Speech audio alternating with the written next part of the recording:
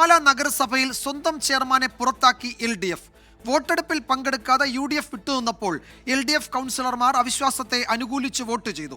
ധാരണപ്രകാരം സ്ഥാനമൊഴിയാൻ Kerala Congress M ആവശ്യപ്പെട്ടിട്ടും chairman Shaju V Thuruthan തയ്യാറാകാതെ വന്നതോടെയാണ് പ്രതിപക്ഷം കൊണ്ടുവന്ന അവിശ്വാസത്തെ ഭരണപക്ഷം പിന്തുണച്ചത്. കേരള കോൺഗ്രസ് എമ്മിലെ ധാരണപ്രകാരം ഈ മാസം 2-ാം തീയതി നിലവിലെ ചെയർമാൻ ഷാജു വി തുരുത്തൻ സ്ഥാനമൊഴിയേണ്ടതാണ്.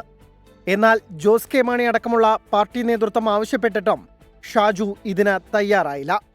ഇന്ന് രാവിലെ സ്ഥാനമൊഴിയണമെന്ന് LDF അന്ത്യശാസനം നൽകി. എന്നിട്ടും ചെയർമാൻ വഴങ്ങിയില്ല.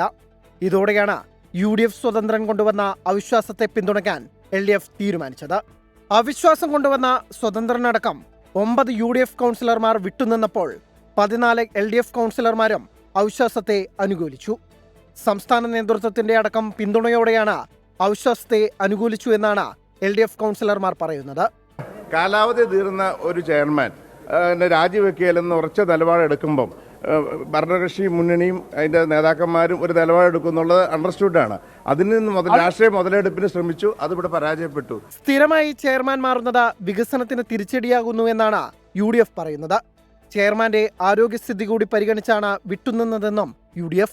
ഞങ്ങൾക്ക് നാടിന്റെ വികസനം 3 മാസം 4 മാസം 5 മാസം കൂടുമ്പോൾ ഓരോ ചെയർമാന്മാരെ മാറ്റിയിട്ട് ഈ മുനിസിപ്പാലിറ്റിയിൽ ഒരു ഭരണവും നടക്കുന്നില്ല. നിങ്ങൾക്ക് ഇവിടെ നോക്കിയാൽ കാണാം എത്ര മഹത്തരരായിട്ടുള്ള ആളുകൾ ഭരിച്ച മുനിസിപ്പാലിറ്റിയാണ്. തനത് ഫണ്ട് ഇഷ്ടം പോലെ ഉണ്ടായിരുന്നു.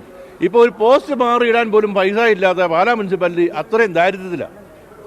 അതിൽ നിന്ന് മാറ്റം വരണമെന്നും ജനങ്ങൾക്ക് അതിൻ്റെ നേട്ടമുണ്ടാകണമെന്നും വെച്ചിട്ടാണ് ഞങ്ങൾ ഇതിന് മുന്നിട്ടിറങ്ങിയത്. ഷാജു വി തുരുത്തൻ പുറത്തായ സാഹചര്യത്തിൽ 3-ാം വാർഡിലെ തോമസ് പീറ്ററെ ചെയർമാൻ സ്ഥാനത്തേക്ക് കൊണ്ടുവരാനാണ് കേരള കോൺഗ്രസിന്റെ തീരുമാനം.